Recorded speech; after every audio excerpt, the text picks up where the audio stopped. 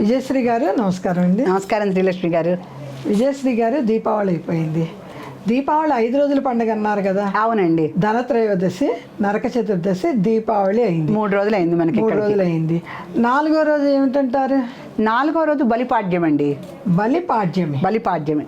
ఆ రోజున ఏంటంటే బలి చక్రవర్తిని పాతాళానికి పంపించిన రోజు కనుక, అంటే విష్ణుమూర్తి వామనుడి అవతారంలో వచ్చాడు కనుక అవాళ విష్ణుమూర్తికి పూజలు చేసుకోవాలని చెప్తారు. బలిపాడ్యమి రోజున విష్ణుమూర్తికి ప్రధానంగా పూజ చేసుకొని బలి చక్రవర్తి గాథని ఒక్కసారి స్మరించుకోవాలి.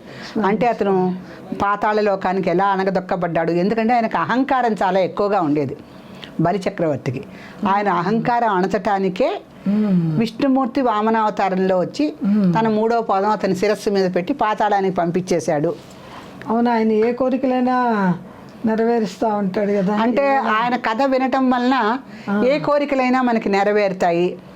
అంటే ఆయన మహా చక్రవర్తి కనుక, సార్వభౌముడు కనుక అంతటి అఖండ సంపదలు మనకు కూడా ఆయన కథ వినటం వలన వస్తాయి అన్నటువంటి ఒక అంశతో ఆ రోజున బలి చక్రవర్తి యొక్క కథని స్మరించుకోవటము, ఆయనని పాతాళానికి పంపిన విష్ణుమూర్తిని పూజ చేయటము, ఈ 2 కూడా మనం బలిపాడ్యమి రోజున చేస్తాం.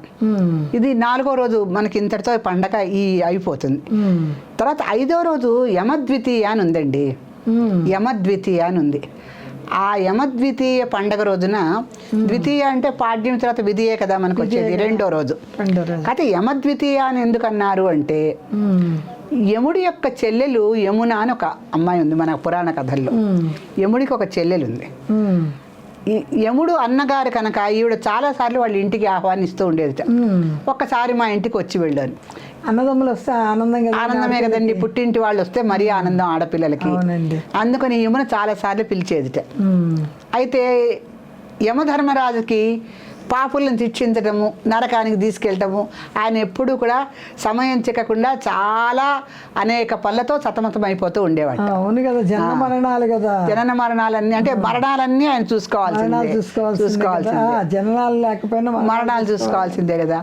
దాంతో ఈవిడ ఒకరోజు చాలా గట్టిగా చెప్పింది, వాళ్ళు ఎలాగైనా మా ఇంటికి రావాల్సిందేను, వచ్చి భోజనం చేసి వెళ్ళాలని చెప్పింట. సరేనా, వాళ్ళ వీలు చేసుకుని యమధర్మరాజు తన సహోదరి అయినటువంటి యమున ఇంటికి వెళ్తాడు. అవాళ రోజున ఆవిడ చాలా సంతోషించి బోల్డ్ దీపాలు వెలిగించి ఆయనని ఆహ్వానిస్తుందట.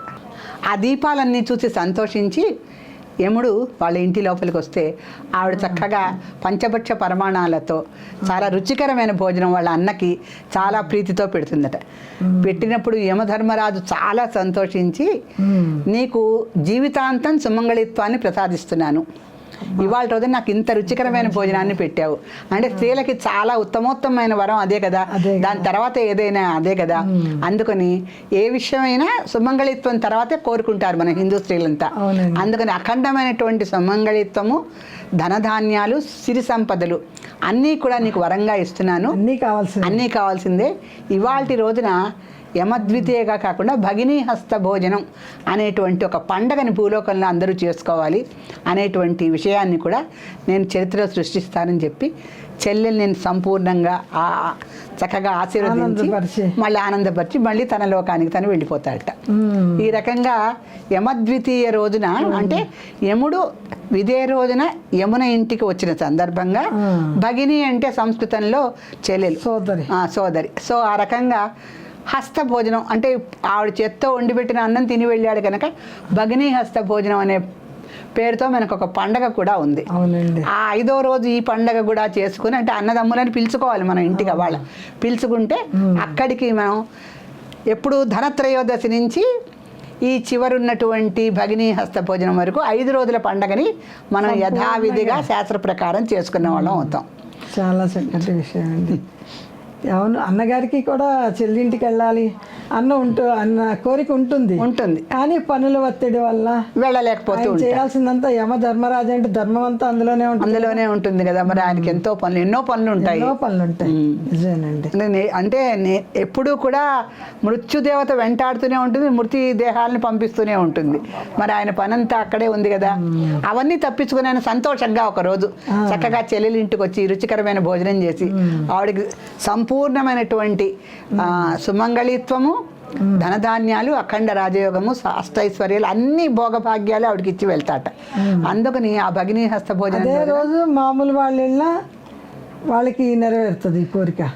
అంటే మామూలుగా ఆ రోజున మనం ఎవరిని పిలిచినా భోజనానికి అన్నదమ్ముల్ని, వాళ్ళు మనని ఆశీర్వచనాలు ఇస్తే వాళ్ళందరూ యమధర్మరాజు ఏమేమి చెప్పాడో అవన్నీ మనకు కూడా లభిస్తాయి అనేటువంటిది ఈ పండగలో నమ్మకం, ఆచారం.